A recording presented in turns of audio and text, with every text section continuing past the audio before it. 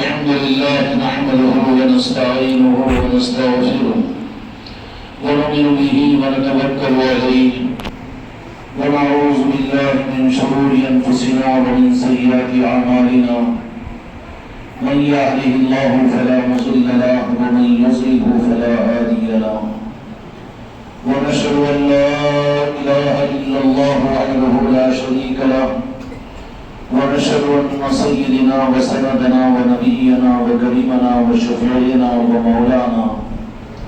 ومولانا محمدا بارك وسلم تسليما كثيرا كثيرا. أما بعد فأعوذ بالله من الشيطان الرجيم. بسم الله الرحمن الرحيم. قد جاءكم من الله نور وكتاب مبين. وقال الله تبارك وتعالى ورفعنا لك ذكرك. وقال الله تعالى في عظمته النبي الكريم في الكلام المجيد والفرقان الحميد في شان حبيبه إن الله وملائكته يصلون على النبي يا أيها الذين آمنوا صلوا عليه وسلموا تسليما.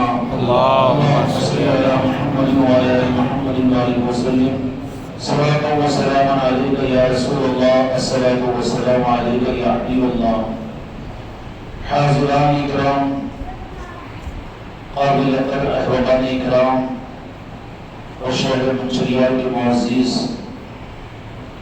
علماء اور میلاد مصطفیٰ اور جشن میلاد مصطفیٰ کے اہتمام کے لیے آئے سارے حضرات اور وہ حاضرات اور وہ میری ماں بہنیں اور بیٹیاں جو آج مجلس کے اندر میں شریک ہے، آپ حضرات کی خدمت میں یہ مبارکباد پیش کرنا چاہتا ہوں کہ یہ مجلس آپ حضرات کے لیے اس معنی میں بڑی خوش قسمتی کی اور اس معنی کے اندر میں آپ کو ہمارے لیے سعادت مندی کی چیز ہے کہ جشن میلاد مصطفیٰ کی مجلس ہے.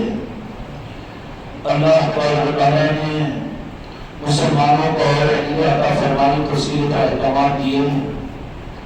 مسلمانوں کی عام تو عید الفطر اور عید الاضحیٰ ملی ہے، تو اس دن تو اللہ تبارک و تعالیٰ نے دیا کہ حکم دیا کہ تم نماز بھی پڑھو 6000 تکبیروں کے ساتھ میں اللہ کی بارگاہ میں شکرانے کے لیے. بقرعید ہے تو قربانی کا حکم ہے، رمضان کی عید ہے تو اس دن عید الفطر کی نماز کا حکم ہے. لیکن ایک عید اللہ تبارک و تعالیٰ نے وعدہ فرمائی کہ جس میں اللہ نے کوئی حکم بھی نہیں دیا بلکہ اللہ تبارک و تعالیٰ نے حکم صرف یہ دیا کہ میرا حکم یہ ہے کہ تم خوشیاں مناؤ. فَلِذَلِكَ فَرَحُوا. قرآن حکیم کی آیت پاک کے مفہوم کے اندر بات کر رہا ہوں کہ اللہ تبارک و تعالیٰ یہ بات فرماتے ہیں کہ میلاد مصطفیٰ کی عید ایمان والوں کے لیے صرف خوشیوں کے منانے کے لیے ہے، اس لیے کہ اللہ تبارک و تعالیٰ اپنے محبوب سے بے انتہا محبت کرتا ہے اور ہمارے آقا جہاں کے مالک حضرت محمد مصطفیٰ صلی اللہ علیہ وسلم محبوب رب العالمین ہے. تو محبوب رب العالمین کی ولادت اور آپ کے دنیا میں تشریف لانے کی خوشیوں میں اللہ کو یہ پسند ہی نہیں آیا کہ اپنے محبوب کی امت پر کوئی اضافی عبادت کو رکھیں، بلکہ اس دن کی عبادت کا قائم مقام خدا پاک نے صرف خوشی کو بنا دیا کہ ہر وہ خوشی مناؤ جس طرح سے خوشی تم منا سکتے ہو. ہر انسان کی خوشی کا معیار الگ ہوگا، ہر انسان اپنی اپنی خوشی کو اپنے انداز سے منائے گا. صرف اس بات کی رعایت کہ کوئی ناچیز اور کوئی حرام چیز نہ ہو، اس کے علاوہ کس طرح سے خوشی منا سکتے ہو خوشیوں کا اہتمام کرو. تو آپ حضرات نے میلاد مصطفیٰ کے اس مہینے میں خوشیوں کو گزار کر اور ایک خوشی کی کثر کو لینے کے لیے یہاں پر آپ کو حاضر ہوئے ہیں. اس لیے ہم آپ حضرات کی خدمت میں اس خوشی کے اس تحفے کو دینا چاہتے ہیں. اللہ تبارک و تعالیٰ ہم کو آپ کو میلاد پاک کی خوشیوں کے منانے والے استعین اور استعارت بندوں میں شامل فرمائے. ظاہری طور پر مسلمانوں کی عیدوں کو خدا پاک نے ظاہر فرما دیا، لیکن سوال یہ پیدا ہوتا ہے کہ میلاد مصطفیٰ کی یہ عید کو اللہ تبارک و تعالیٰ نے اہتمام کے ساتھ امت کے اوپر ظاہر کیوں نہیں فرمایا؟ اگر ظاہر کر دیا ہوتا تو پھر مومنوں کی پہچان کیسے ہوتی؟ کیونکہ رمضان و عید کا اہتمام کرنے والے کو مسلمان پہچانے جائیں گے. مسجد عید کی نماز کے لیے بھری ہوئی ہوگی, عیدگاہیں بھری ہوئی ہوگی, لیکن ضروری نہیں کہ جتنے آئے وہ مومن ہوں. تو ضروری تھا کہ دو عیدوں میں تو مسلمان پہچانے جائیں گے, لیکن عید ایک عید کو اللہ تبارک و تعالیٰ نے ظاہر نہیں کیا, حکم نہیں دیا, اس لیے کہ مومنوں کی پہچان کے لیے کہ ظاہر کرنے اور حکم دینے کی ضرورت نہیں ہوگی, بلکہ مومن جو ہوں گے وہ خود اس کا اہتمام کریں گے. اللہ تبارک و تعالیٰ اور آپ کو مومنین کا شامل فرمائے. اللہ تبارک و تعالیٰ اپنے اور بندوں میں اپنے ان سعید اپنے محبوب کے چاہنے والے بندوں میں شامل فرمائے. عید میلاد مصطفیٰ, جشن میلاد النبی صلی اللہ علیہ وسلم, یہ میرے دوستوں, میرے بھائیوں اور میرے عزیزوں, میرے بچیوں, یہ کوئی اظہار کی چیز نہیں ہے بلکہ حقیقت میں اپنے ایمان کے ثبوت کی چیز ہے. اس لیے اس حقیقت کو اللہ تبارک و تعالیٰ نے قرآن مجید کے اندر ظاہر فرمایا کہ تو جہاں کے مالک میرے آقا کو اس دنیا میں مبعوث فرمانے کے لیے, اس لیے حدیث قدسی میں آتا ہے لولا کلمہ خلقت الافلاق, کہ یہ فرمایا اللہ تبارک و تعالیٰ نے کہ اگر مجھ کو اپنے محبوب کو پیدا کرنا نہ ہوتا تو خلقت کو اور کائنات کو پیدا نہیں کرتا. تو گویا کہ کائنات کا ذرہ ذرہ خود جشن میلاد ہے اور میلاد کی یاد ہے. اگر اللہ تبارک و تعالیٰ کو اپنے محبوب کو پیدا کرنا نہیں ہوتا, یعنی میلاد مقصود نہیں ہوتا, تو کائنات کو وجود میں نہیں لاتا. کائنات کا وجود میں لانا, چاہے زمین ہو کہ آسمان ہو, چاہے سورج ہو کہ انسان ہو کہ جن ہو کہ بشر ہو, شجر ہو کہ حجر ہو, کہ زمانے ہو کہ زمانے کا توافق ہو, جو کچھ بھی اللہ تبارک و تعالیٰ نے تخلیق فرمایا وہ اصل میں میلاد مصطفیٰ کی یاد ہے. اور ہر چیز پیدا ہوتے ہوئے اس بات کا اعلان کرتی ہے وہ خوش نصیب ہے جن کو اللہ تبارک و تعالیٰ نے اپنے شعور کے ساتھ, اپنی عقل کے ساتھ میں میلاد مصطفیٰ کے اہتمام کرنے کی توفیق عطا فرما دے. ورنہ اس کائنات میں ہر پیدا ہونے والا بچہ بھی اپنی پیدائش سے پہلے میلاد مصطفیٰ کا اعلان کر کے آتا ہے کہ میں پیدا نہیں ہوتا اس لیے کہ خدا کو اپنے محبوب کو پیدا کرنا تھا, اس کے لیے میں پیدا ہوا ہوں. میری پیدائش اس لیے ہوئی ہے کہ اللہ تبارک و تعالیٰ کو اپنے محبوب کو دنیا میں پیدا کرنا تھا.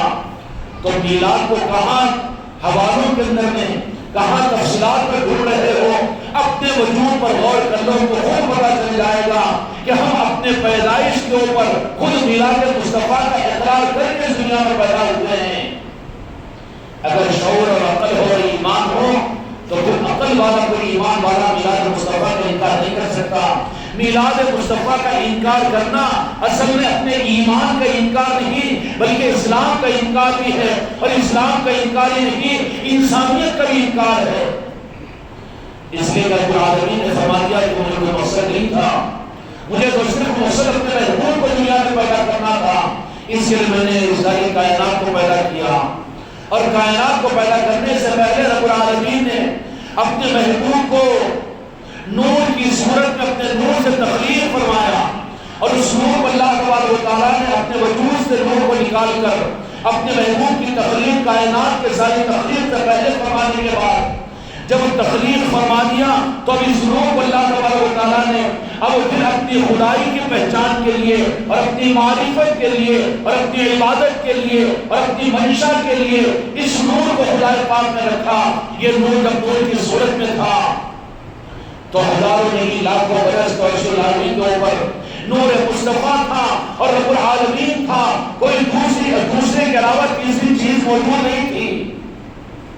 وہاں پر اس نور کی صورت میں اللہ تبارک و تعالیٰ نے اپنے محبوب کے نور کو رکھا, اور اس نور کو رکھ کر پھر اسی نور کے ذریعے سے اللہ نے سوالات انبیاء کرام علیہ السلام کو پیدا کیا, اور اسی نور کے ذریعے سے عرش و کرسی کو پیدا کیا, اسی نور کے ذریعے سے کائنات کو پیدا کیا, اسی نور کی وجہ سے جنت و جہنم کو خدا پاک نے پیدا فرمایا.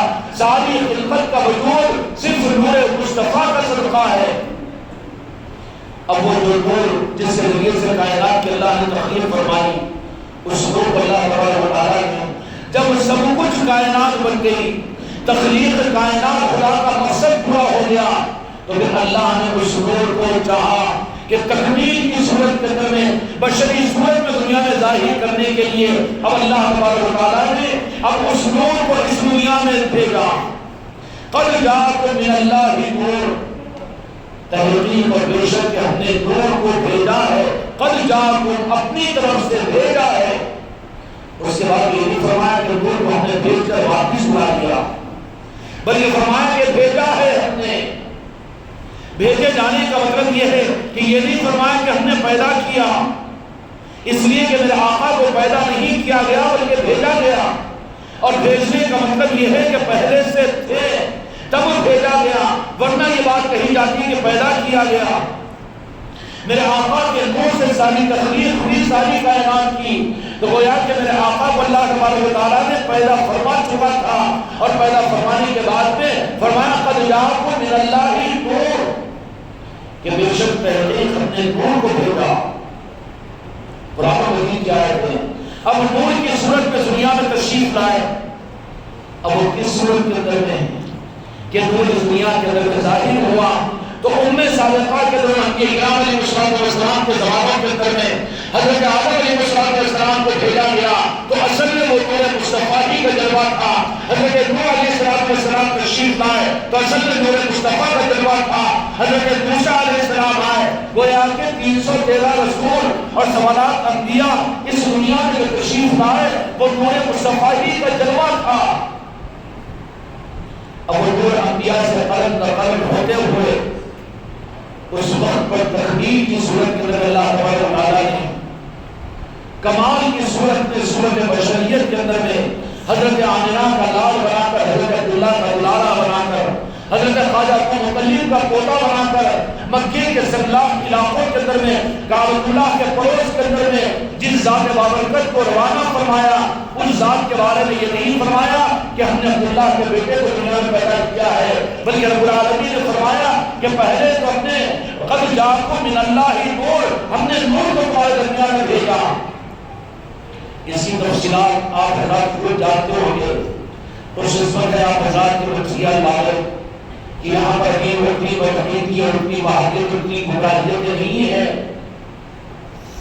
کہ آپ حضرات کی چیزوں سے محروم ہوں، لیکن دوسرے مقامات پر جا کر دیکھیں گے تو یہ چیزیں اجنبی قرار دی جا رہی ہیں.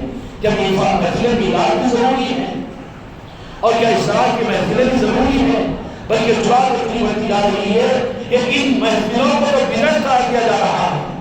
اگر یہ بدعت ہے تو پھر دین کیا ہے؟ اگر حق نہیں ہے تو پھر حق کو بتاؤ کہ حق کیا ہے. کیا قرآن حق نہیں ہے؟ قرآن پر ایمان نہیں ہے؟ تو جس میلاد کا تذکرہ اللہ نے قرآن مجید نے فرمایا وہ قرآن تم کو رہبری نہیں کر رہا ہے کہ تم میلاد مصطفیٰ کو بھی بنانے اور اس کا اہتمام کرنے کی کوشش کرو. قد جاءکم من اللہ نور، کو فرمایا کہ ہم نے نور کو بھیجا. نور کی صورت میں تشریف لائے اور وہ نور کیسا نور تھا؟ سیدہ آمنہ سلام اللہ علیہ ارشاد فرماتی ہے کہ جس وقت میں دلہن کے بالوں میں بدن مبارک سے اس عالم ظاہر کے اندر تشریف لائے تو میں نے اپنی نظروں سے دیکھا کہ مشرق و مغرب، شمال و جنوب نور کی وجہ سے میں نے اپنے نظروں سے ان کو مشاہدہ کیا. اور یوں فرمایا کہ مجھے قیصر و کسریٰ کے محلات اس نور کے اندر نظر آئے. کائنات کا ذرہ ذرہ مجھے میری نظروں کے سامنے سکون کی وجہ سے نظر آیا. یہ نور کی صورت میں میرے آقا کو اس دنیا کے اندر بھیجا گیا. جسم کے اعتبار سے صورت بشری تو تھی لیکن حقیقت میں نور تھا.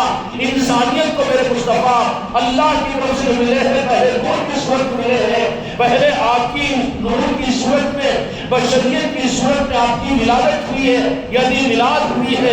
تو اس کا مطلب یہ ہوا کہ جو میلاد کو مانے گا وہ قرآن کو ماننے کو پہنچے گا اور قرآن کے ذریعے سے پھر اس کو ہدایت ملے گی. اور جو میلاد ہی کو نہ مانے وہ قرآن کو مان بھی نہیں سکتا، قرآن کے ذریعے سے اس کو ہدایت نہیں مل سکتی. اس لیے اللہ تبارک و تعالیٰ نے باتوں کا اعلان فرمایا قد جاءکم من اللہ نور وکتاب مبین، کہ ہم نے نور بھیجا تحقیق اور بیشر. اس کے بعد میں فرمایا کہ کتاب مبین، دو چیزوں کو بھیجا. اور پھر یہ نہیں فرمایا کہ قرآن کو ہم تمہارے درمیان میں رکھیں گے اور نور کو واپس بلا دیں گے. نور کو بھیج دیا ساتھ میں قرآن کے، نور کی قیامت تک رہے گا. اب وہ نور بھی محمد کے اندر باقی رہے گا، لیکن اس وقت میں نور کو ظاہر کیا تھا حضرت آمنہ علیہ السلام کے ذریعے سے، سلام اللہ علیہ کے ذریعے سے، حضرت خواجہ معطلب کے پوتے بنا کر وہ نور پیکر بن کر مکے کے سرزمین کے اوپر نور کی صورت میں ظاہر ہوئے، اور آپ کے حیات ظاہرات کے میں آپ نے 63 برس کی عمر کو گزار کر اللہ تبارک و تعالیٰ نے اس نور کو چھپا دیا قرآن مجید کے اندر میں۔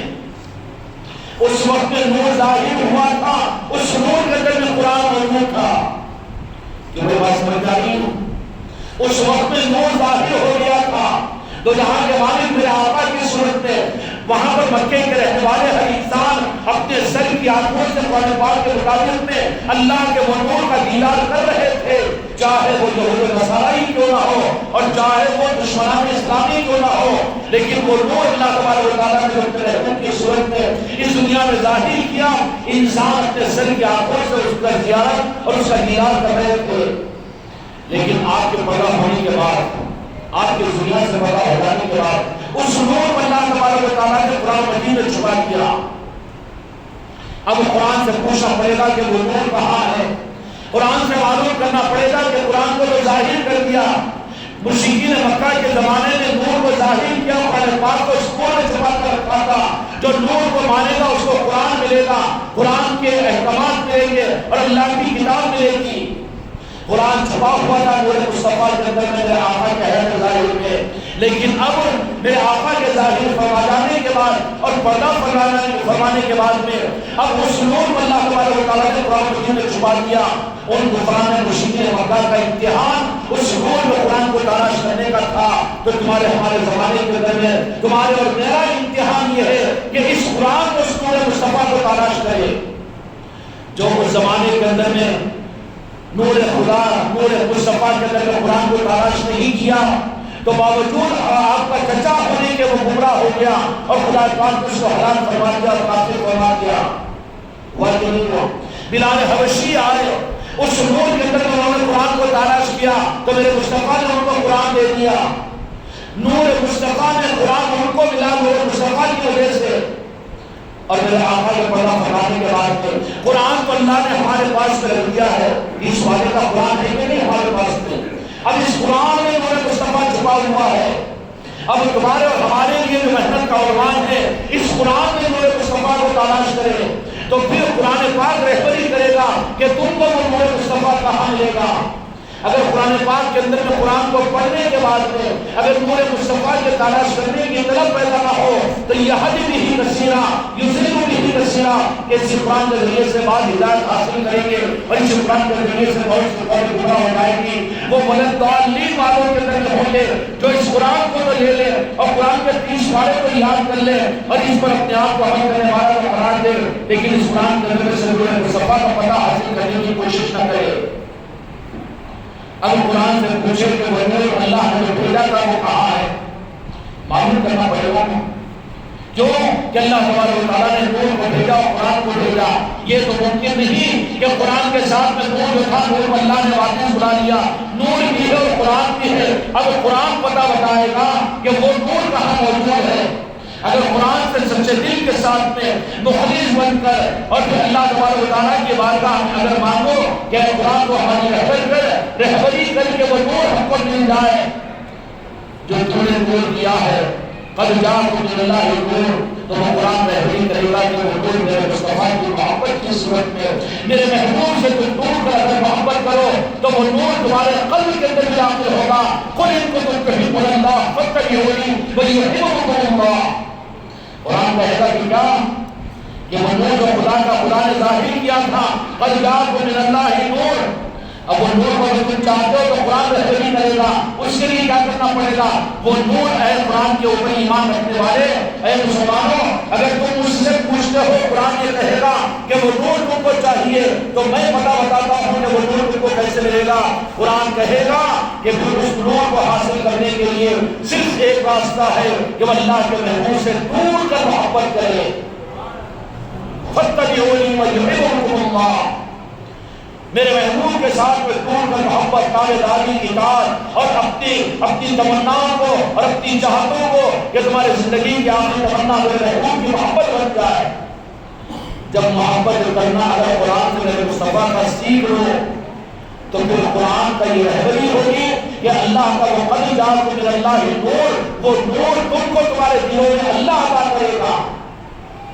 اور جن کو نور نہ ملا، قرآن مجید ان کے لیے ہدایت کے لیے کافی نہیں ہوگا، بلکہ قرآن کو ہاتھ میں لے کر وہ گمراہ ہوں گے۔ جیسے ہماری 15ویں صدی کے درمیان اسی قرآن کے ذریعے سے میلاد کا انکار ہوتا ہے، اور اسی قرآن پاک کے ذریعے سے اپنے ہاتھوں میں لے کر وہ عقیدتوں کے راہ پر چل رہے ہیں اور یزیدیت کے راستے پر وہ چل رہے ہیں، اور جو میرے آقا کے بارے میں گستاخیاں کرتے ہیں۔ کیوں؟ کہ قرآن ان کے پاس میں ہے، لیکن وہ نور ان کے پاس میں نہیں ہے۔ قرآن کے ذریعے سے نور کو حاصل کرنے کا راستہ یہ کہ وہ قرآن رہبری کرے گا کہ اللہ کے اس نور کو حاصل کرنے کا راستہ یہ ہے کہ اس کے محبوب سے ٹوٹ کر محبت کرنے والے ہو۔ میرے بھائی اور میرے دوستوں، میرے بھائی، قرآن پاک بعد میں نازل ہوا، نور امت کو پہلے ملا۔ اس آیت شریفہ میں اللہ نے پہلے نور کا تذکرہ فرمایا، بعد میں قرآن پاک کا تذکرہ فرمایا۔ تو پتہ کیا چلے گا کہ پہلے نور تک پہنچنا پڑے گا، اس کے بعد میں قرآن کام دے گا۔ اور جو نور تک نہ پہنچے، جو میلاد مصطفیٰ کے منکر ہو جائے، اور جو میرے آقا کے نور کے منکر ہو جائے، اور جو میرے آقا کے معاملات کے لئے گمراہیتوں میں پڑ جائے، قرآن ان کے ہاتھوں میں ہو کر ان کو ہدایت نہیں ملے گی۔ اس لیے پہلے تو امت کو میلاد کو اختیار کرنا پڑے گا۔ اس لیے کہ اعلان نبوت کے بعد میں نزول قرآن شروع ہوا، ظاہری طور پر 40 سال کے بعد میں ہوا کہ نہیں؟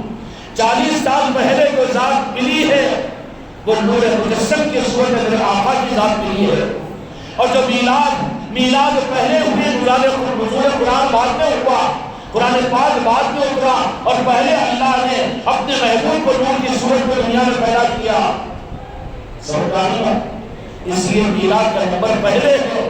جو میلاد منانا نہ جانے، جس کو میلاد کے ساتھ میں تعلق نہ ہو، اور جو میرے آقا کے میلاد کے ذریعے سے نور کو اور میرے آقا کی محبت اور عظمت کو اپنے دل میں پیدا نہ کرے، ان کے ہاتھوں میں قرآن ہوگا، لیکن یہی وہ لوگ ہوں گے جو قرآن ہاتھوں میں لے کر گمراہ ہوں گے۔ اس لیے خوش قسمتی آفراد کی رحمانی یہ ہے کہ اللہ تبارک تعالیٰ نے زمانے کے اندر میں اپنے محبوب کی میلاد کے لیے ہم کو رات کو یہاں پر جمع کیا، اور یہ ضرورت نہیں بلکہ اپنے ایمان کی پہچان ہے، ایمان کی صداقت ہے اور ایمان کی علامت ہے۔ ہرگز اس نسبت کو معافی اور اگوئی نہیں سمجھنا، بلکہ ذمہ داری ہے ہمارے اوپر، کیوں کہ اس وقت میں برائی کے گھٹاٹوپ اندھیرے ہمارے بہت قریب پہنچ چکے ہیں۔ بدعقیدی اپنے حدود سے تجاوز کر کے ہمارے آنگنوں تک، ہماری چوکھٹوں تک پہنچ چکی ہے۔ ہماری نسلوں کو اپنا شکار بنانے کے لیے تیار ہے۔ اس وقت میں ہماری تھوڑی سی بھی نادانی اور بے فکری، اور ہم یہ چھوڑ کر یہ کہہ دیں کہ جانے دو، نظر انداز کر دو، یہ اتنا بڑا جرم ہوگا کہ تمہاری میری نسل کو برداشت نہیں کرے گی اور معاف نہیں کرے گی۔ اس لیے کہ میلاد کی محفلوں کو جہاں مسجدوں کے اندر میں اہتمام کر رہے ہیں، اور جہاں پر میلاد کی خوشیوں کو آپ نے گلیوں میں منایا، اور جہاں پر میلاد کے اظہار خوشی کے لیے آپ نے نشانوں کو اپنے گھروں پر لگایا، قابل مبارکباد ہے۔ جلوس میں ہوئے، جلسے میں ہوئے، مسجدوں کے اندر بیانات میں ہوئے، لیکن اسی ہوئے زمین منشیات کے اوپر بہت سی مسجدیں بھی وہ مسجدیں جو اپنے آپ کو مسجدیں کہہ رہی ہوگی، اللہ کا گھر کہہ رہے ہوں گے، اور جہاں پر اذان و اقامت ہو رہی ہوگی، لیکن محفل میلاد کا مبارک مہینہ ربیع الاول آیا بھی اور گزر بھی گیا، پتہ ہی نہیں چلا وہاں پر، اور امت کو ان بھروسے اور پیغام ہی نہیں دیا گیا، اور امت کو یہ معلوم ہی نہیں کروایا گیا، نہ معلوم ہو چکا ہے کہ ربیع الاول کا مہینہ ہے۔ رمضان آتا ہے تو مسلمان اس کی پہچان دیتا ہے، بقرعید آتا ہے تو اس کی پہچان دیتا ہے، حالانکہ رمضان و بقرعید بھی جو صدقے میں ملا ہے وہ ربیع الاول کے مہینے میں صدقے میں ملا ہے۔ تو اصل کو بھول جائیں اور ذیل کو ہم پکڑ لیں تو پھر میرے دوستوں، میرے بھائیوں، بڑی ناکامی کی بات ہوگی۔ اس لیے قابل قدر ہے آپ حضرات کے محفل میلاد کے لیے آپ حضرات جمع ہوتے ہیں، اور اسی محفل میلاد میں ہونی ہوگی، لیکن اس کے ساتھ میں ضروری ہے کہ یہ ناکافی نہیں، اور یہ کافی نہیں کہ ہم اور آپ صرف مسجدوں کے جلسوں تک محدود ہو جائے، بلکہ ضرورت ہے کہ ہر کلمہ گو کے گھر میں، ہر مسلمان کے گھر میں میلاد کی محفل ہونی چاہیے، تاکہ تم اس پیغام کو اور اس امانت کو اپنے نسلوں میں منتقل کرو۔ ورنہ کیا ہوا؟ آج سے 25-30 سال پہلے مسلمانوں کے اہل القلب میں ربیع الاول کے مہینے کے اندر میں ایک نورانیت ایک ماحول ہوا کرتا تھا، محفل میلاد ہوا کرتی تھی، اور گھر اگرچہ کے کچے تھے اور کمیلی کے تھے، سادے تھے، لیکن رات کے دن منور وہاں کے مکانات کا ماحول ہوتا کہ رات میں 3-4 بجے تک میرے آقا کی میلاد کی محفلیں چلتی تھی کہ نہیں چلتی تھی؟ کون انکار کرے گا؟ یہ نسل بھی انکار نہیں کر سکتی، یہ انکار کر رہے ہیں۔ ابھی اس طوفان کو آنے سے باندھ سکتے ہیں ہم، ان بدعقیدیوں کے سیلاب کو روک سکتے ہیں، ورنہ ہم نے تساہلی اختیار کی تو پھر جب بات آگے بڑھ جائے گی تو پھر مشکل ہو جائے گا۔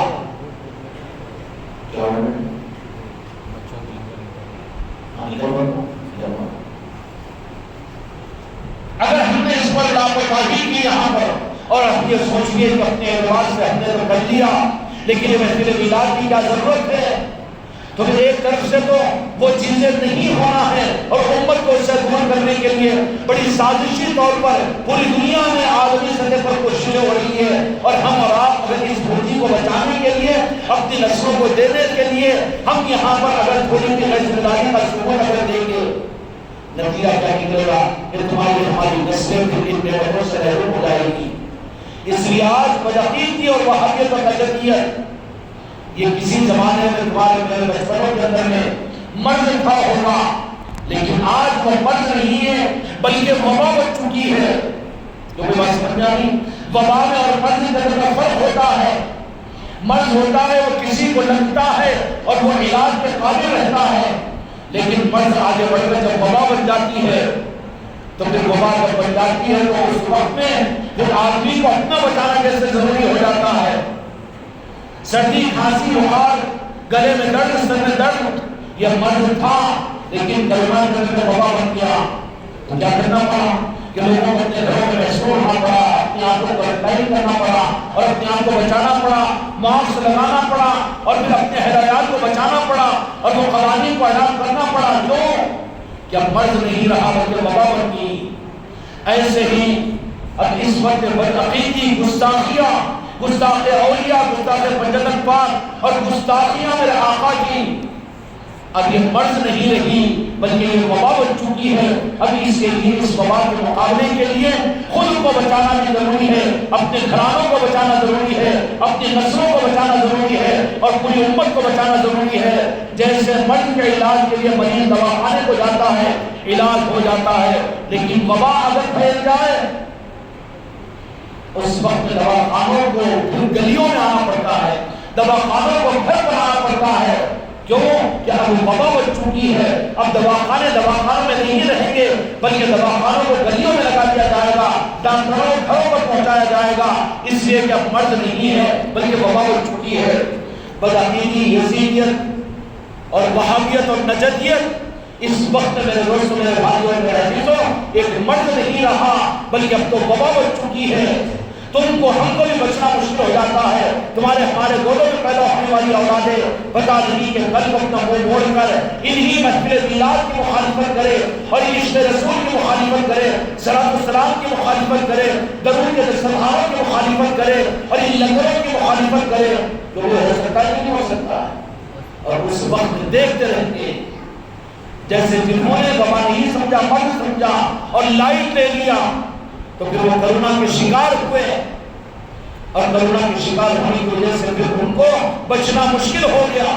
بدعقیدگی اس وقت وبا بن کر ہم محفوظ ہونے کے لیے ہماری ذاتیں، ہمارا عقیدہ، ہم ماشاءاللہ سنی ہیں اور ماشاءاللہ اپنی جگہ ہیں، یہ کافی نہیں ہے، بلکہ اب ضروری ہے کہ اس وبا کے مقابلے کے لیے ہم کو بھی گھروں کے اوپر محفل میلاد کروانا ہے، ہم کو گلیوں کے اندر محفل میلاد کروانا ہے اور گلیوں کے اندر، گھروں کے اندر میں درود پاک کا دستر سجانا ہے اور ہر گھر کے اندر میں سب مل کر ایک جگہ پر لگے ہوئے ہیں۔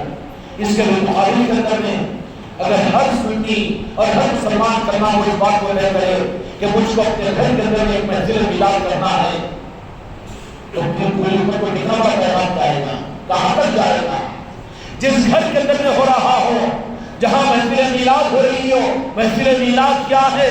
یہ میرے آقا جان رحمت و جان کے مالک محمد رسول اللہ صلی اللہ علیہ وسلم کی محفل میلاد ہے. محفل میلاد کا اعلان تمہاری مسجد سے نہ ہو، لیکن وہ محفل میلاد اگر کوئی مسلمان اپنے گھر میں رکھتا ہے تو مدینے کے اندر اس کی اللہ ہوتی ہے اور مدینے والوں کی نظر اس کو ہوتی ہے. محفل میلاد کوئی زمانے کی ایجاد نہیں ہے.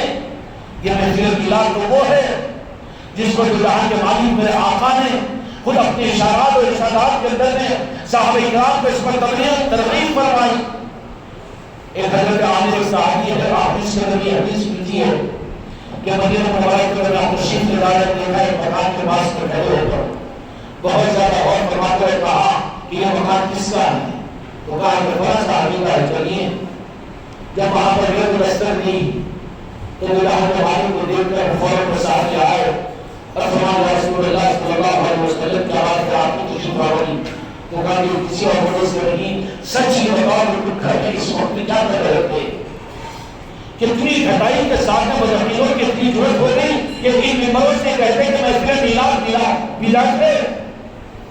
اور کہاں پہنچ گیا معاملہ کہ محفل میلاد سے امت کو دور کیا جا رہا ہے. وہ صحابی سے پوچھا کہ بتاؤ کہ تم اس گھر کے اندر اس وقت میں کیا عمل کر رہے تھے؟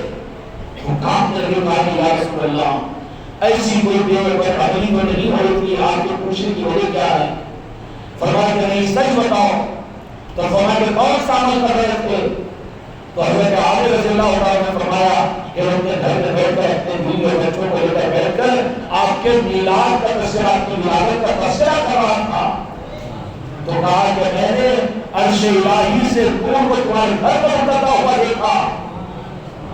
میں نے پوچھا کہ قرآن کی تلاوت، کیا نمازوں کا اہتمام یا کوئی بڑا عمل تسبیح و تلاوت اور وظیفہ نہیں، میں اپنے بیوی بچوں کو لے کر آپ کے میلاد کا تذکرہ کر رہا تھا. تو فرمایا کہ میرے میلاد کو تذکرے کی برکت یہ ہے کہ عرش الہی سے نور کو تمہارے گھر پر اترتا ہوا میں بحیثیت محمد رسول اللہ علیہ کے میں تم کو بشارت دیتا ہوں کہ روئے زمین کے اوپر تمہارا گھر وہ گھر ہے جہاں پر خدا نے راز عرش الہی سے رحمت کو نازل کیا ہے. تو بولو مسلمان کی گھر میں محفل میلاد ضروری ہے کہ نہیں؟ ان بدعقیدوں نے تو ختم کر دیا اور ہٹا کر محفل میلاد کس کو کہتے ہیں؟ باضابطہ 2-4 گھنٹے کی محفل میلاد ہو، بیٹھنے والے خود محسوس کریں عظمت و تعظیم اور محبت کے ان کے دل کے پھول کھلیں، اس کو محفل میلاد کہتے ہیں. کیا محفل میلاد صرف 10-15 منٹ کے لیے کچھ فاتحہ دے کر دعا پڑھ کر صرف کھانے ہونے کا اس کا نام ہے محفل میلاد نہیں. بالاہتمام ہو کیسے ہوتی ہے محفل میلاد؟ باضابطہ بکرے کاٹے جاتے تھے، باضابطہ محفل میلاد کرنے والوں کو بلایا جاتا تھا، اس شام میں جمع ہوتے تھے اور پوری دعوت ہونے کے بعد میں اہتمام ہوتا تھا اور رات کے 11-11:30 بجے کے بعد میں پھر عاشقین مصطفیٰ بیٹھ کر میلاد کی محفل شروع ہوتی تھی. اور کب تک؟ کیا یہ گھنٹے کا ہو گیا بھائی اب 15 منٹ ختم نہیں ہوگا کیا؟ ایسے کہ میلاد نہیں ہوتی. میلاد تو وہ ہوتی ہے کہ جب بیٹھ جائے تو فجر کے اذان ہو جائے اور پتا چلے. یہ عشق کا نظام ہے، کھیل کا مسئلہ نہیں. ارے ہم نے اس کو سمجھ لیا کہ ہم نے اپنے گھر میں صرف فاتحہ دے کر میلاد کر لی، میلاد نہیں ہوئی.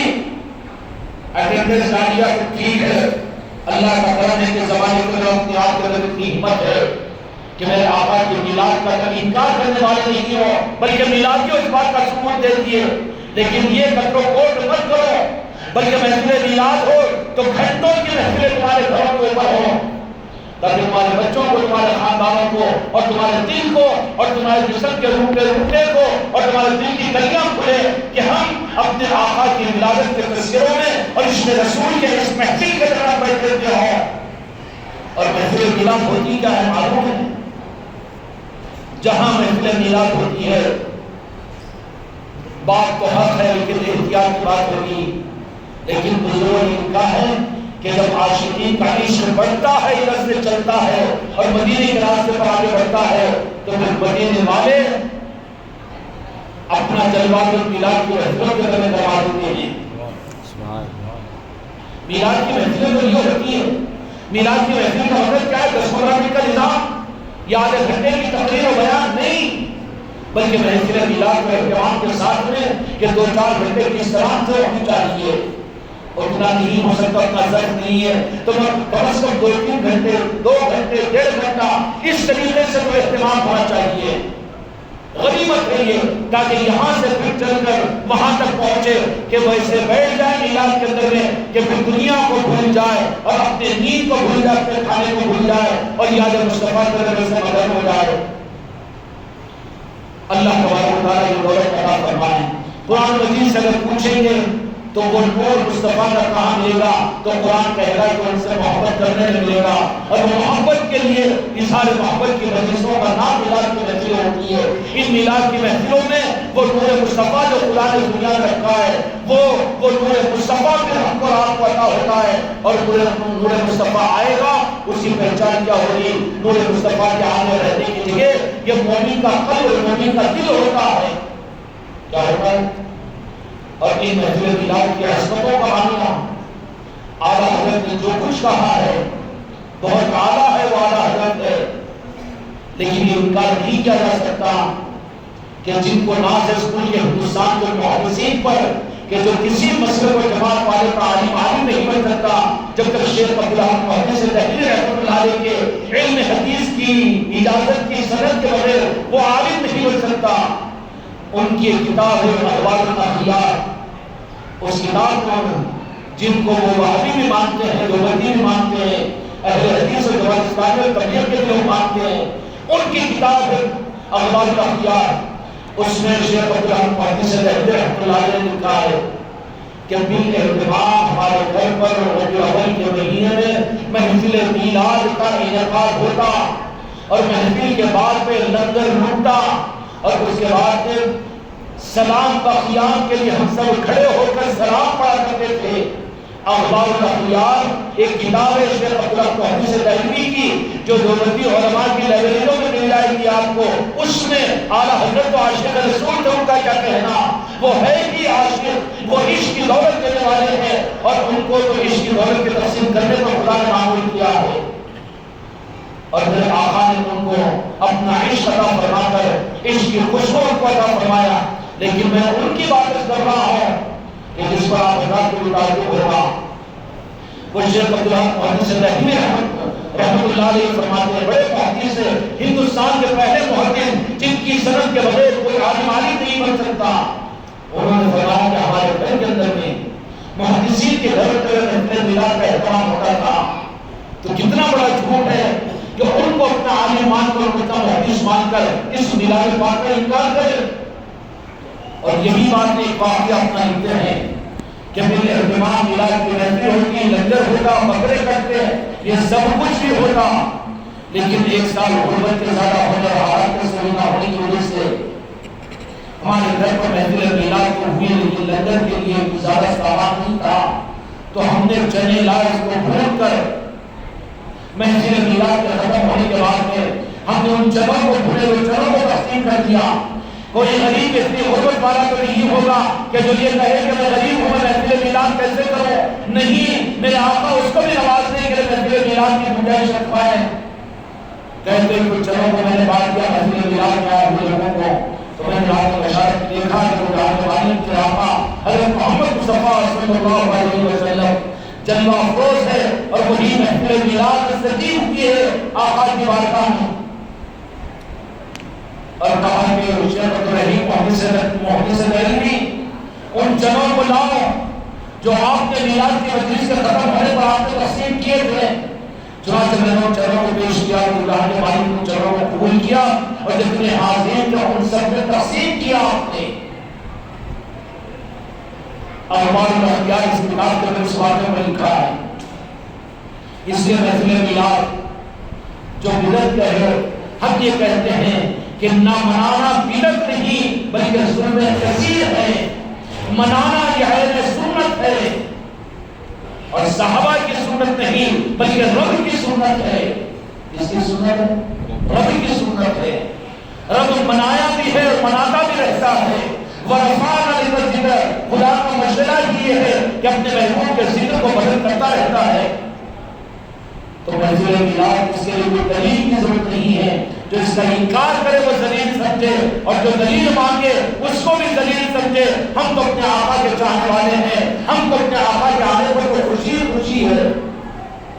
اس لیے خوشی کے اظہار کے لیے فاہمہ جو نعمتی ربی کا فاحدث کہ تم اس کا اظہار کیا کرو، تو اس معنی کے اندر ہمارے لیے ہماری اولاد کے آنے کی خوشی سے زیادہ اور ہمارے بیوی بچوں کی خوشیوں سے زیادہ ایک امتی ہونے کی وجہ سے ہمارے آقا کے آنے پر ہم کو خوش نہیں ہونا چاہیے، خوش ہونا چاہیے۔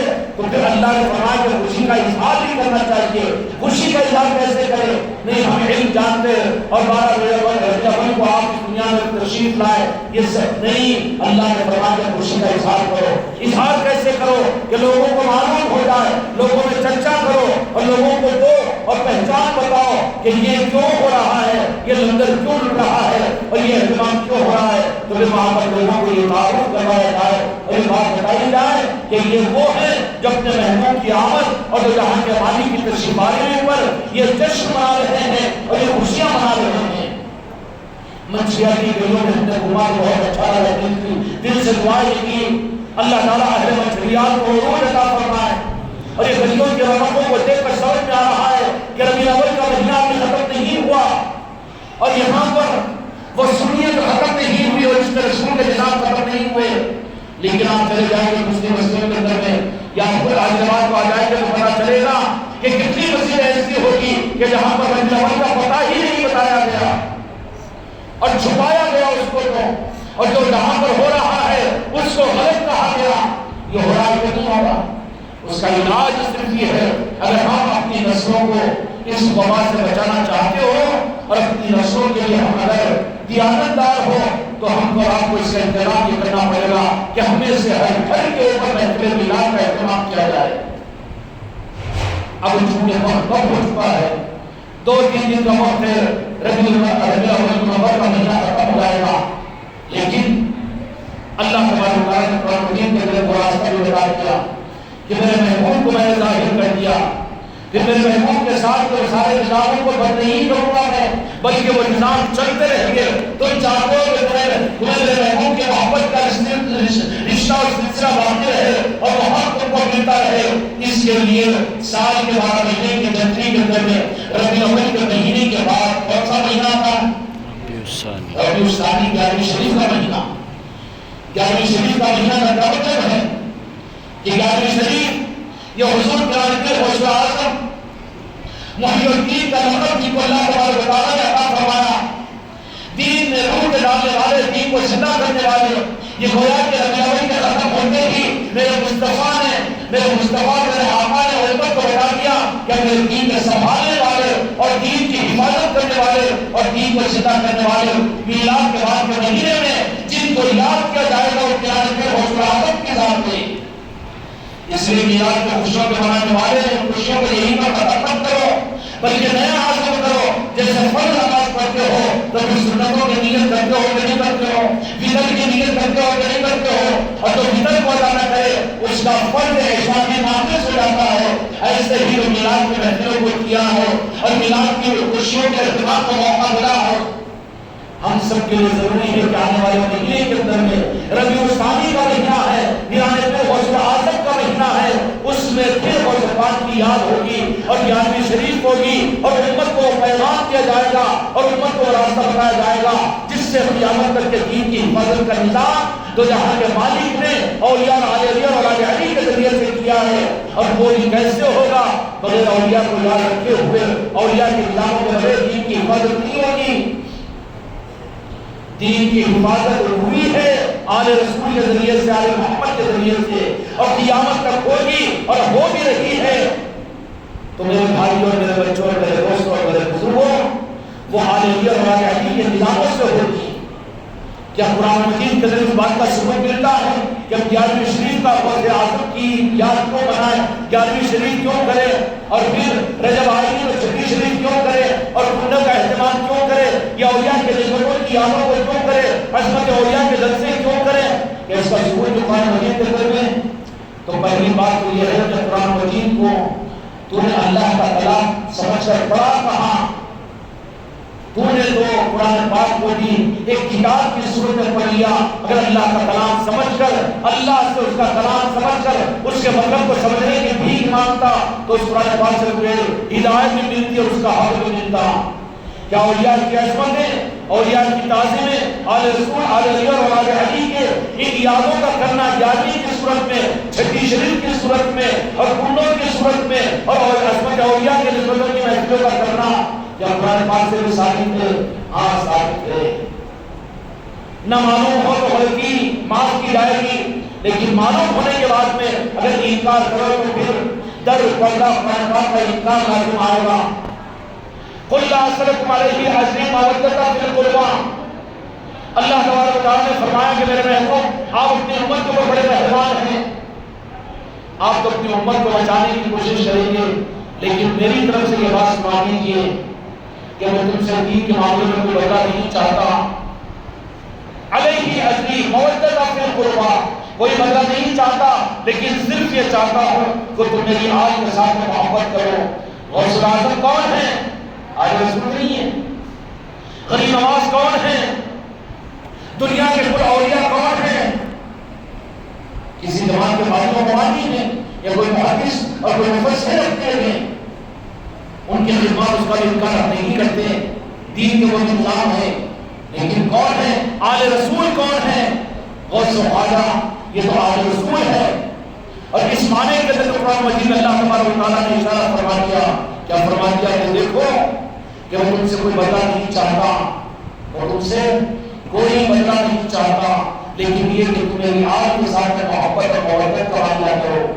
کیا مطلب ہوا کہ بعد میں جانے کے بعد 60 سال نہیں گزریں گے کہ تمہارے ہاتھوں میں قرآن ہوگا اور قرآن کو لے کر ایسے دنداتے ہوئے میدان کربلا میں آ کر میرے محبوب کی آل کو تو اپنے ہاتھوں سے یہی کلمہ پڑھنے والے, اذان دینے والے اور یہ نماز پڑھنے والے, نمازوں کو بلانے والے اور یہی علم کے دعوے کرنے والے اپنے ہاتھوں سے جن کا کلمہ پڑھتے ہیں ان کے نمازوں کو شہید کریں گے.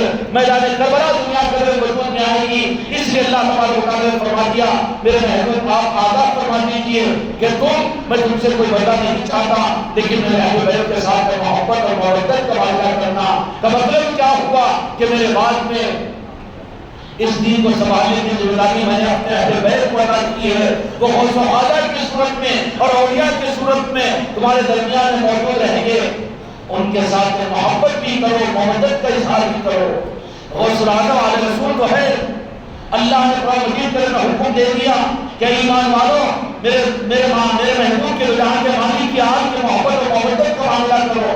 اس معنی کو کرنا, اولیاء کی یاد کرنا, ان کی نیاز شریف کا کرنا اور ان کی عظمتوں کے محفلوں کا کرنا اور ان کے خوشیوں کے لیے اہتمام کے ساتھ ان کی محفلوں کا سجانا, یہ اس مودت کے پورا کرنے کی قرآن پاک کی آیت پر عمل ہے. اس لیے میلاد کی محفل کے سجانے والوں, اہتمام کرنے والوں, اب اگلے مہینے کے اندر ربیع الثانی کے لیے اپنے آپ کو تیار کرو اور نیت اور کوشش کرو کہ اس مہینے میں اگر محفل میلاد آپ کو اپنے گھروں میں کرنے کا موقع نہ ملا ہو تو 11ویں شریف تو ہوتی ہی ہوتی, لیکن اب کے سال ایسے نیت ارادہ کرو کہ جو گھر کے دروازوں کو بند کر کے ہوتی ہے علل اعلان گھر کے دروازوں کو کھول کر علل اعلان 11ویں شریف کریں گے, غوث اعظم کی یاد کو تازہ کریں گے اور غوث اعظم کی یاد کے تذکرے کریں گے. کہ وہ ٹھیک ہے انشاءاللہ آنے والے مہینے کے اندر 11ویں شریف کے اہتمام کے لیے آپ کو تیار کرو. یہ نہ کہنا کہ 10-20 سال پہلے ہمارے بزرگوں نے گھروں کے اندر ہی کی تھی, باہر کیوں کروا رہے نہیں. وہ زمانہ ایسا تھا کہ عصمت ایمان بچا ہوا تھا, نسبت محفوظ تھی, لیکن آج یہ بیماری نہیں بلکہ یہ وبا بن چکی ہے. اس لیے ضروری ہے کہ اس کو اعلان کیا جائے, دعوت دی جائے, لوگوں کو جمع کیا جائے اور پھر اس کا چرچا کیا جائے, اس کا اظہار کیا جائے, غوث اعظم کے تذکرے کیے جائیں, آپ کی سیرت کو اور پھر فیضان سلسلہ خالیہ کو بیان کیا جائے. علی اعلان اولیاء کے تذکروں کی محفلیں اپنے گھروں کے باہر اور گھروں کے اندر میں ہونا ضروری ہے. یہ نہیں کہنا کہ سب مل کر ایک مجلس اپنے مسجد میں کر لی, نہیں, بلکہ وقت کا تقاضا یہ ہے کہ ہر گھر کے اندر اس طرح کی محفلیں ہونی چاہیے. کیوں نہیں کرو گے انشاءاللہ, ہم آپ اللہ کے گھر میں بیٹھ کر اللہ کے بھروسے پر انشاءاللہ کر رہے, لیکن کروائیں گے اللہ کے ہاتھوں سے جن کو پسند کریں گے. بندے کا کام ارادہ کرنا ہے, کوشش کرنا ہے. کوئی آڑ کوئی رکاوٹ آنے پر تو وہاں یہ نہیں کہنا کہ گھر کے پڑوسی ناراض ہو جائیں گے. گھر کے پڑوسی کا سوچ رہا ہے, گھر کے داماد کا سوچ رہا ہے, گھر کے بیٹے کا سوچ رہا ہے, محلے کی مسجد کا امام کا سوچ رہا ہے, لیکن تو یہ نہیں سوچ رہا ہے کہ غوث پاک ناراض ہو جائے گا تو تیرا کیا ہوگا. تیری اولاد میدان قیامت میں کام آئے گی, تیرا سسرال کے کامیاب کام آئے گا, اور تیرے رشتے دار, تیرے دوست احباب اور یہ وہابی اور نجدی تجھے کام آئیں گے. یہ قیامت کے میدان کے اندر غوث پاک کا دعوت تجھے کامیاب آئے گا اور کام آئے گا. ان کی سوچ کر غوث پاک کو تو ناراض کر رہا ہے, چھپ رہا ہے, چھپا کر رہا ہے, تو وہ تو تیرے دلوں کے راز کو جاننے والے ہیں. غوث اعظم کی ذات کون سی ہے کہ اللہ تعالیٰ نے وہ تصرف آپ کو عطا فرما دیا کہ یہ فرمایا کہ سارے عالم کو میں اپنے ہتھیلی کے اندر دیکھتا ہوں. اگر کوئی میرا چاہنے والا مغرب میں ہو پریشان اور وہ مجھے آواز دے تو مشرق سے پہنچنے میں اپنے مرید اور اپنے چاہنے والے کی مدد کے لیے ایک لمحہ نہیں لگتا. خدا نے مجھے وہ تصرف عطا فرما دیا. وہ ہے غوث پاک. اللہ تبارک و تعالیٰ آنے والے فتنے کی اپنے آپ کو تیار کرنے کی توفیق عطا فرمائے. مسجدوں میں جو خوب کرو غوث اعظم کے تذکرے, گھروں میں بھی خوب کرو, لنگروں کو لٹاؤ اور ان کو بھی بلاؤ جو نہیں مانتے, کھانے پر دسترخوان پر تو آ جائیں گے, اور ان کو بلا کر بتاؤ غوث اعظم کی بات کو, اور بتاؤ سلاسل کی بات کو, آل محمد اور آل رسول کے تشریح کو سامنے رکھو. کیونکہ ہماری مسجدوں میں وہ تو آ نہیں سکتے, لیکن گھر پر دعوت بلاؤ تو دو چار کو آ جائیں گے, ان کو سناؤ. پھر کیا ہوگا کہ تمہارے اندر جو نسبت مضبوط ہوگی, ان کی نگاہ کرم ہوگی اور ان کی نوازش ہوگی. وہ تمہاری نسلوں کی بھی حفاظت کریں گے. نسلوں کی حفاظت کا سامان مسلوں اور جماعتوں کے دل میں نہیں ہے, غوث و خواجہ کے غلام بنانے پر ہے. اگر تم نے اور ہم نے اپنی نسلوں کو غوث و خواجہ کا سچا غلام بنا دیا, خدا کی قسم قیامت تک کے ولایت کے امام حضور غوث اعظم نے ان کے حوالے اگر کر دیا تو یہ گارنٹی ہے ہماری نسل عقیدت میں محفوظ رہے گی. اس لیے آنے والے مہینے کے اندر میں 11 شریف کو یاد رکھیں گے. اس مہینے کے اندر 11 شریف کرنا کی ہے, غوث اعظم کے نسبت اور نام کی, اور اس کو اعلان کرنا ہے. جو اس لیے کرنا ہے کہ غوث اعظم کو ہم اپنا امام مانتے ہیں, اور غوث اعظم کو اللہ کے ولیوں کا امام مانتے ہیں, اور میرے آقا کی راہ مانتے ہیں, اور وہ غوث اعظم اللہ کے اولیاء کے امام ہے. قیامت تک کے اولیاء کے امام غوث اعظم کی ذات ہے. اس لیے ان کی نسبتوں کے ثبوت کے دینے کے لیے چھپ کر نہیں بلکہ چھپ کر ہم کو دینا ہے. کہیں گے انشاءاللہ. یہ چند تجویزیں آپ حضرات کی خدمت میں عرض کی, آپ حضرات اس بات پر غور کیجیے. بہت اچھا ہے کہ سب مل کر اتنے ماحول کو آپ کو باقی رکھا, لیکن ضرورت ہے کہ ہر گھر گھر کے اندر یہ نظام چلے, اور ہر گھر گھر کے اندر یہ بات چلے. اور یہ میلاد کا معاملہ بھی ہو, یا شریف کا ہو, چھوٹی شریف کا ہو, یہ بات اشاروں کا عرض کر دوں کہ صحابہ سے مصطفیٰ نے اسلام دلوایا. اصحاب کا وجود کے لیے توڑو ہے نا, اسلام دلا دیا. اسلام کی بنیاد فاؤنڈر صحابہ کرام ہے, اس میں کوئی انکار نہیں. اصحاب کا وجود یہ تمام صحابہ کرام کے بارے میں, اس میں پھر افضل وہ کہ اشرف مبشرہ, ان میں افضل وہ جو خلفاء راشدین, افضل کا افضل ہے وہ خلفاء راشدین ہے نا. لیکن ان کے ذریعے سے اسلام دلایا. اسلام کی بنیاد ان صحابہ کرام کے روایت اور حدیث کے خزانوں پر ہے, ورنہ اسلام شک کی چیز بن جاتا ہے. لیکن ایمان کہاں ملے گا؟ ایمان اولیاء کی محبتوں میں ملے گا. اسلام صحابہ سے لے لو, ایمان لینے کے اولیاء سے جڑو. جو اسلام لے لیکن اولیاء کی محبت سے دور رہے, اولیاء کے آستانوں سے دور رہے, ان کی نسبت ان کے نظاموں سے دور رہے, اسلام مل جائے گا تجھے لیکن ایمان نہیں ملے گا. ایمان لینا ہے تو اولیاء کے آستانوں سے رہنا پڑے گا, اولیاء کی بارگاہوں سے ایمان ملے گا, اولیاء کی محبتوں سے ایمان ملے گا. اب اسلامی ہمارے لیے کافی ہے. تو آخری سوال یہ ہے کہ یزیدیوں میں اسلام نہیں تھا, منافقوں میں اسلام نہیں تھا, ان کے پاس نماز نہیں تھی, ان کے پاس علم اور قرآن نہیں تھا, سب کچھ تھا لیکن ایمان نہیں تھا.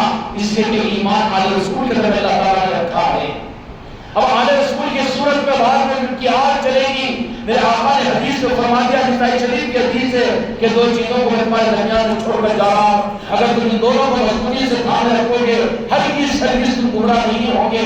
ایک تو فرما دیا کہ میں قرآن پاک کو چھوڑ کر جا رہا ہوں، اور دوسرے اہل بیت کی محبت کو، اپنی عترت کی محبت کو چھوڑ کر جا رہا ہوں۔ ان دو چیزوں کو تھامے رہو گے، اولیاء کی محبت میں، اولیاء کی محبت والوں کو ایمان دے گا، اولیاء سے نفرت کرنے والوں کو قرآن ہونے کے باوجود نفاق مل جائے گا، ایمان چلا جائے گا، پھر کوئی اسلام اس کا قابل قدر اور کوئی وزن کی چیز باقی نہیں رہے گی۔ اس لیے اولیاء سے محبت ضروری ہے۔ اسلام ملا ہے بے شک صاحب کرام سے، لیکن بولو ایمان کہاں سے ملے گا؟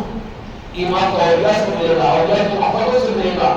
صحابہ سے اسلام لو، لیکن ایمان کی چاشنی اور معرفت کی حقیقت اور پھر وہ چاشنی، اور اگر وہ لذت کو حاصل کرنا ہو تو پھر اولیاء کی چوکھٹوں پہ جانا پڑے گا، اولیاء سے اپنے نسبتوں کو قائم کرنا پڑے گا، یہاں ایمان اثر میں ملے گا۔ اور یہ نظام اللہ کا نظام ہے، قرآن والی کا نظام ہے۔ اس لیے اولیاء کی محبتیں جن کے اندر محبت ہوگی، یاد شریف کے بولنے اور کرنے کی ترغیب انہیں دینے کی ضرورت نہیں پڑے گی۔ رجب آئے گا تو چھٹی شریف کا اہتمام کرنے کا حکم دینا نہیں پڑے گا، اس کو بولنا نہیں پڑے گا، اس کے اندر کی محبت کو اس کو تیار کرے گی۔ ہمارے ایمان والے ہونے کا ثبوت یہ کہ اولیاء سے محبت ہماری زندگی میں ہو، کوئی مومن ہو اور اولیاء کے ساتھ میں عداوت۔ اللہ کے دوست سے بھائی قرآن پاک کی بتانے ہیں، اللہ کے دوستوں سے عداوت کر کے خدا کا دوست کو کہاں بنے گا؟ ایک ہی نے آل رسول سے عداوت کی تو شیطان اللعین بن گیا۔ اب تو اپنی عبادتوں کی بنیاد پر خدا کا دوست کیسے بنے گا؟ عبادتوں کے راستے سے۔ وہ محبت اگر لینا ہو تو آل رسول سے محبت کرنا پڑے گا، اولیاء سے محبت کرنا پڑے گا۔ اولیاء سے محبت کے لیے آنے والے مہینے کے اپنے آپ کو تیار کرو، کیونکہ حج شریف کا مہینہ آ رہا ہے۔ اللہ تعالیٰ آپ لوگوں کو یہ برکت دے، ہم سب کو کیا عطا فرمائے۔ گیارہویں کے مہینے پر حج شریف کا اہتمام اپنے گھروں میں اعلان کرو، اپنے خاندان کے سارے خاندان کو بلاؤ، جتنی وسعت ہو سکتی ہے، جتنی حیثیت ہو سکتی ہے۔ سال میں ایک مرتبہ حج شریف آتی ہے، بڑی شان و شوکت کے ساتھ میں حج شریف کا اہتمام کرو، کریں گے انشاءاللہ۔ اس میں کنجوسی مت کرو، اس میں ڈنڈی مت مارو۔ امت نے حج شریف کے بکروں میں ڈنڈی مار کر کو کیا ضروری ہے بکرے کاٹنا، اور اس کے بجائے بکرے کو یا اس قیمت کو غریبوں کی بچوں کی شادیاں کروانے دے دو یا مدرسوں میں لگوا دو، تو نتیجہ کیا نکلا؟ جب غور سے بات کے ایک بکرے پر جو امت کو ڈنڈی مارنا سکھایا، تو پھر یہ دسوں بکروں کو دیتے ہوئے دنیا میں امت پریشان ہو رہی ہے۔ بھلا تھا نا ایک بکرا غور سے بات کے نام کا، کہ اس کی وجہ سے دسوں بکروں کی نوسے سے روکتا تھا۔ جب دیکھو مصیبت آئی تو بس بکرا لے جا کر مدرسے میں دو، اور وہ کر کے یہ کر دو اور وہ کر دو، وہ آدمی بلا کے ایک بکرا، وہ آدمی بلا کے وہ کر، یہ دسوں بکرے دینا پڑ رہا ہے۔ یہ نموست ہے غوث پاک کے ایک بکرے میں ڈنڈی مارنے کی۔ اس لیے رجوع ہو جاؤ، غوث پاک کے نسبت کی محفل کے بکرے کو اپنے گھر پر اپنے ہاتھوں سے ذبح کرو اور نیاز رسولی کا خوب اہتمام کرو۔ کہ وہ یہ انسان کیوں کر رہے ہیں؟ دلیل ہے آپ کے پاس میں؟ ارے ہم اولیاء سے محبت کرنے والے محبت والوں کو دلیل کی ضرورت نہیں ہے، دلیل کو ہم نہیں پوچھیں گے۔ ہم کو اولیاء سے محبت ہے اور غوث اعظم سے محبت ہے، اس کے لیے محبت میں نیاز شریف کر رہے ہیں۔ کرو گے انشاءاللہ۔ اللہ تعالیٰ اس کو بھرپور توفیق عطا فرمائے، خود بھی بڑے اوروں کو بھی دربانی کی ترغیب دے۔ اللہ تعالیٰ آپ کو آج کی سرزمین مچھلیان کو نظر بد سے بچائے۔ اس نظام کے اس ماحول کو دیکھ کر خود میں بات ہوئی ہے، کیونکہ دشمن اور عقیدی یہودیت اور وہابیت اور نجدیت تمہارے گھروں کی چوکھٹوں پر دستک دے رہی ہے۔ دین کے نام پر عقیدوں کو خراب کرنے کے لیے تمہارے گھروں تک پہنچ رہے ہیں۔ اس وقت میں اپنی ذمہ داری سمجھ کر پوری امت کو بدعقیدگی سے بچانے کی ذمہ داری محسوس کرے۔ اپنے معاملات کو چھوڑ کر امت میں عام چیزوں کو کرنے کی کوشش کرنا ہے۔ میلاد مصطفیٰ کا لنگر کی ماشاءاللہ یاد سفاری ہو کر لنگر کی تناول فرمائیے، اور اس طریقے سے اپنے گھروں پر بھی کیجیے، اور جامع شریف کے اندر اس کا خوب اہتمام کیجیے، اور ان سب کے ساتھ میں اپنے گھروں کے اندر میں محفلوں کا انعقاد خانقاہ احمدی کے تحت میں روزانہ ذکر کی مجلس سے آپ کے مشغول کر میں اطراف مقام کی علاقے میں ہوتی ہے، ان ذکر کی مجلسوں میں پہنچا کیجیے اور اپنے گھروں کے اندر ذکر کی مجالس سے کیا کیجیے، کیونکہ ضرورت ہے انشاءاللہ۔ اللہ تعالیٰ بھرپور توفیق عطا فرمائے۔